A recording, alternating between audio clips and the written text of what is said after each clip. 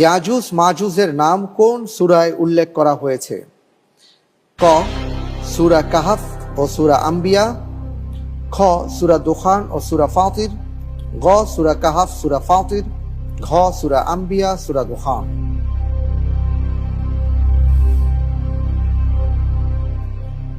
আপনার আরো একটি লাইফলাইন আছে, চাইলে সেটিও ব্যবহার করতে পারেন।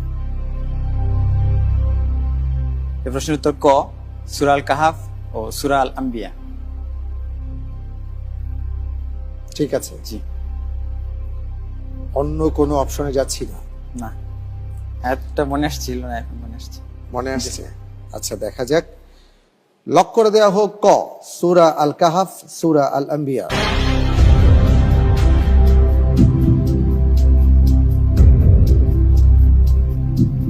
আপনি পরিবর্তিত প্রশ্নের উত্তর দিচ্ছেন এবং আমি দেখতে পাচ্ছি আপনার উত্তরটি সঠিক উত্তর। আলহামদুলিল্লাহ। আলহামদুলিল্লাহ। জি, আয়াত দুটি কি হবে আপনি বলছিলেন যে মনে পড়েছে?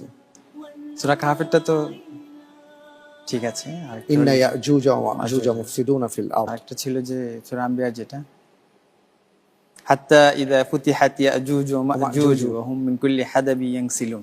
মাশাআল্লাহ।